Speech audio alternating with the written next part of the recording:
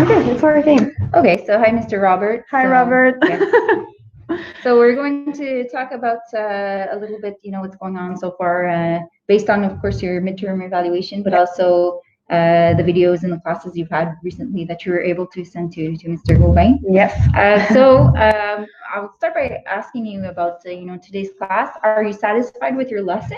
I think I am. It went well, actually. I was not afraid that all my planning and all my activities would go well, Okay. and it did. So I'm satisfied. I think that the game at the beginning was a good starter, a good hook for them to talk, to discuss about survival. Okay. And then they did more individual activities. So they were, I think, on task, and they participated well. And So you felt like they were able to relate to what you're trying to teach them, yeah. share their personal experiences. I think Okay. so. Yes. And you find that satisfying? Yes. Well, with this group, they're always adding personal anecdotes or comments, or they're not afraid of asking questions and adding more information. So, yes. Good. Super. Is there anything, what went as planned and what did not? Did not. Well, at the beginning, you will see Robert. I had like a 5 minutes problem with the technology. So, but then everything went fine with the computer. And of course, Miss Rachel tried to reach me, and my alarm on my cell was off. So my notifications were off, so I did not see her message. So I figured it out, and so I started maybe 2 minutes after the bell. But students, it's a great group, so they were just waiting for everything to work. I think that was a good learning experience too. Because you solved the problem even though I wasn't there, using the students' skills. So I think that's actually a good thing for you. Yes, I think well, everything is a great learning experience, and like today, I think it just shows that we have to be ready, and yes, have plan Bs.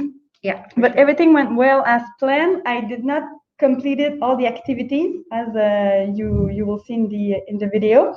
I had 4 activities, but with the simple pass, I did not do the free writing, because with the time management, I was working more with the last activity, the survival story, and I think it was more pertinent to just skip the free writing and work on the survival activity, because next week they will do a reading comprehension. So I think it was more important to do this than the free writing. So and what did not, well, it was not a major problem, but you will see again by watching the video. But at the beginning, it was a game called Last Survivors, and I think students were a little bit excited. So I had to manage some talkative students and remind them to be on task and speak English, and so. And you're learning through that too, how it's important to actually remind students of your expectations too. Yes. And it's important to stop too, right? Which I've observed, that you're able to stop when you see that students are talking instead of being on task. You're able to take a time out and say, okay, let's see what I expect from you. So I think that's important, and I think that you're pretty good at actually doing that. You're able to see when students are not paying attention and stop and just make sure that they get focused again on what you have to teach them. I think that's very important. Well, I'm learning how to act depending on the situation. Well, okay, now it's time to stop and just to remind them of the rules and of the task that they have to do. So. Yeah, it's super important. I think, for them to be able to concentrate on what you're trying to teach. So yeah, so good.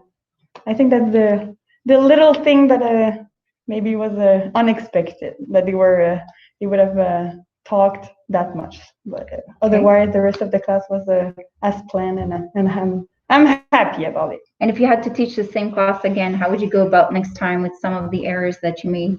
I would have at the beginning, at the end of the game, asked them to go back to their seat and come back to what they said during the game, and what they discussed, because in team they were like not paying attention to what I was not paying attention, but sometimes they were disturbing by their teammates, and So maybe at their seat, they would have been more attentive to what I was, Okay. what I say. So I think that it's important that if you want to have their entire attention, it's that they have as less maybe I would say stimuli that will actually make them, not be focused on what you're trying to tell them. Yes.